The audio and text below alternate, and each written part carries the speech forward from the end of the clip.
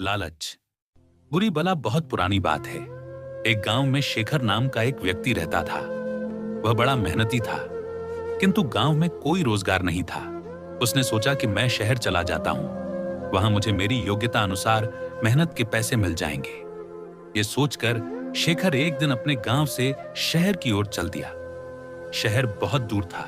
चलते चलते शेखर थक चुका था। शेखर इतना थक गया था कि अब उससे बिल्कुल भी चला नहीं जा रहा था और वह थक कर वहीं बैठ गया।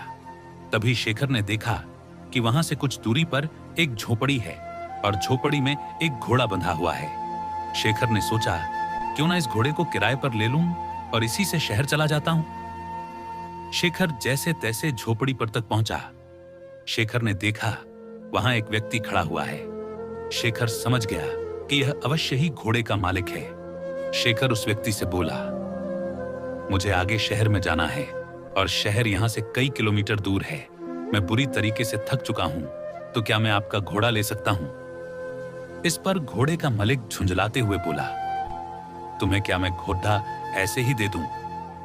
शेखर बोला, मैं आपसे घोड़ा फ्री में नहीं लूंगा, इसके बदले मैं आपको घोड़े का किराया दूंगा।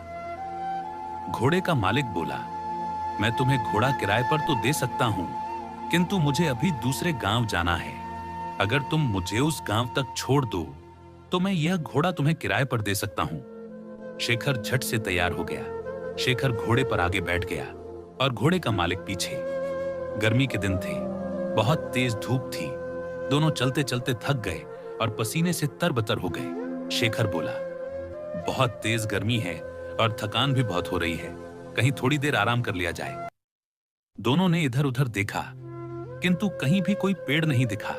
तभी शेखर घोड़े घोड़े से उतरा और घोड़े के ही छांव में बैठ गया। शेखर थोड़ी देर ही घोड़े की छांव में आराम कर पाया था कि यह सब देखकर घोड़े का मालिक बुरी तरीके से जल गया।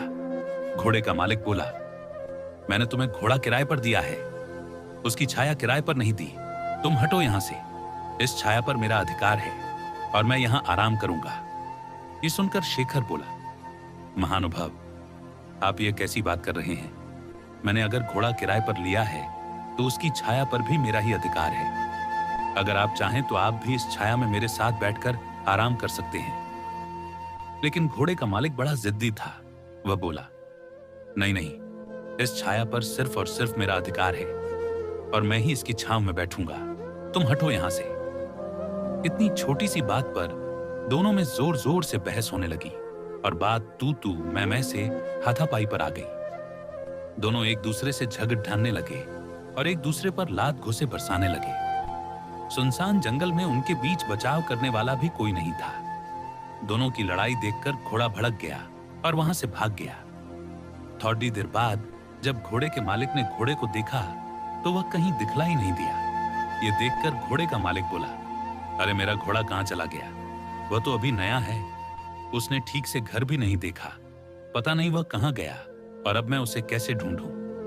तभी शेखर बोला, अच्छा हुआ, तुम जैसे लोगों के साथ ऐसा ही होना चाहिए।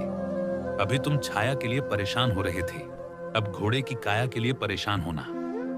घोड़े के मालिक को अपनी गलती का एहसास हुआ और अपना माथा पीटकर हाय तौबा करते हुए बैठ गया और बोला, मेरे थोड़े से लालच से मेरा कितना बड़ा नुकसान हो गया। मुझे अपनी करने का फल मिल गया। घोड़े की छाया के लोभ के कारण घोड़े की काया से भी हाथ धो बैठा। शिक्षा।